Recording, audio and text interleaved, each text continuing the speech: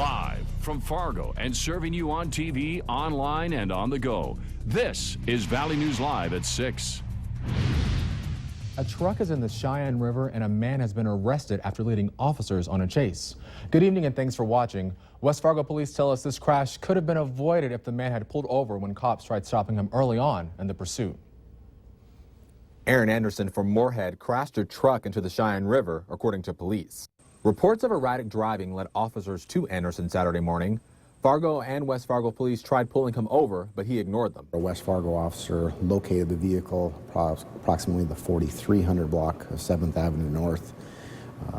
The West Fargo officer witnessed the vehicle then leave the roadway, roll a couple of times, and come to a stop. After rolling the vehicle, Anderson stole a truck from a construction site near 45th and 7th Avenue, then took County Road 17 to Harwood, where he eventually raced through Oakwood Cemetery, through the trees, and into the river. The individual who was the driver of the vehicle got out of the vehicle in the river and swam across the river to the other side of the Cheyenne River and began to flee on foot.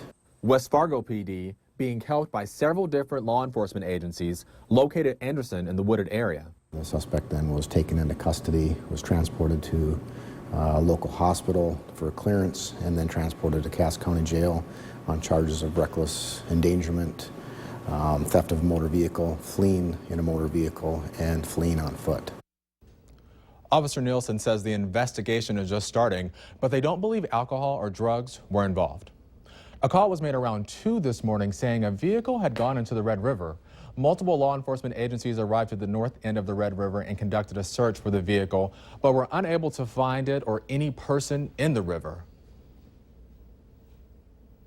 We do have some evidence that we believe is reliable that there is a vehicle in the river at minimum. Moorhead police eventually suspended their search, but say Valley Water Rescue would continue searching throughout the day. One man is lucky to be alive tonight. Fargo police responded to reports of a male laying on the train tracks. While the man was laying there, a train passed over him. Officials arrived on the scene. They say the man was extremely intoxicated, so much so that he didn't even know a train went over him.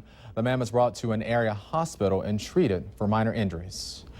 If you see something happening in your community that you don't think is quite right, call our whistleblower team and we'll work to investigate it.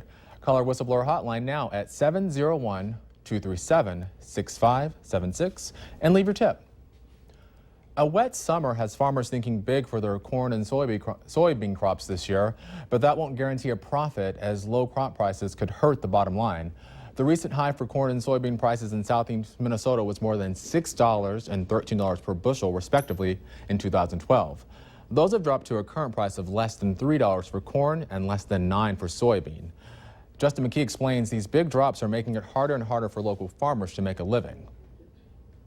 Plentiful rains this summer have been great for the yield of corn and soybean crops across the southeast Minnesota, and bumper crops are expected, and you might think that's good news for farmers, but not necessarily. Another factor for that is price, which we just told you earlier. There is bad news on that front. Anyway, here's Justin for weather. All right, thank you, Cornelius, and good evening, everybody. Hey, that great weather that we had to round out last week is continuing through the entire weekend. Let's take a look at those temperatures right now. 81 our high for the day in Fargo, 79 Alexandria, 80 Jamestown, 78 Devils Lake, and a 72 out toward Bemidji. Winds are light out there and mainly from the north. As we take a look at the satellite, not a lot on it, just a few passing clouds. You have to zoom out into portions of South Dakota and into Montana before you run into any rain or thunderstorms. That's going to be the story as we go through later tonight as temperatures fall back into the upper 70s by around 9 p.m. and then through the 60s as we go through the overnight with mainly clear skies. Now we're going to round out the weekend pretty nicely. We have chances for more active weather with thunderstorms back in the forecast through most of the next work week. We'll get into that a little later on in the newscast. Thank you, Justin. A heart-stopping moment when a toddler nearly drowned in a Utah pool until a 7-year-old rushed to save him. Nicole Vowell spoke with a young boy that many are calling a hero. Right here. An anxious summer stroll on his way to his cousin's place. I was gonna go in there to play with him. His Xbox, no, his PlayStation 3. 7-year-old Cesar Galeana was only walking a few buildings down at his apartment complex. I heard the splash, so I saw from here. When he spotted something through the planks of the pool fence. I saw this kid drowning. He was like that, floating. a 2-year-old face down underwater. Officials say this is the fence the 2-year-old squeezed through after wandering off from his apartment. That's when he started walking towards the pool. The toddler was in the water for nearly 4 minutes before young Caesar stopped everything he was doing, came right here and pulled him out. I was worried because, I thought he was gonna die. So I ran, saved him. I carried him out, and then I went back to the bathroom to the office. The office staff hurried to call 911, and Caesar stayed close as medics arrived. They were saving him, do like that to his stomach to revive, for it to be okay. First responders hailed his actions heroic, but this life-saving 7-year-old says, "What told you inside to do it?" I don't know. I just wanted to.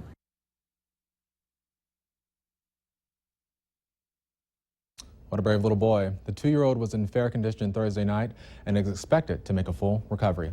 And remember, you can find that story on our Facebook page. Just remember to like us on valleynewslive.com. You can follow the latest news, weather, and breaking news updates anytime on your feed. Just search Valley News Live, like our page, and you'll stay informed throughout the entire day. Redemption Road, a recovery and transitional ministry, is celebrating its first birthday, and it's inviting the community to come out to Gooseberry Park tonight from 6 to 8 to learn about the ministry. The nonprofit works with men coming out of the criminal justice system and those leaving drug treatment facilities, giving them a place that's safe and sober. One of our biggest goals is to bring a lot of accountability to these men and help them on their day-to-day issues. Our ministry has 4 different levels that we kind of look at. We look at the sober living environment, we look at employment, we look at our recovery journey, and being a service. Tonight on Valley News Live 10 at 10, we speak with members of the community who are part of the ministry and those who are considering joining it. Well, still to come on Valley News Live at 6, USA is taking home the very first Olympic gold medal that was up for grabs. We'll tell you more coming up. And dry today, mainly sunny skies, a high of 81 degrees in Fargo, just a little below normal for this time of year. Temperatures will rise to start next week, and so will the chances of moisture. Details next.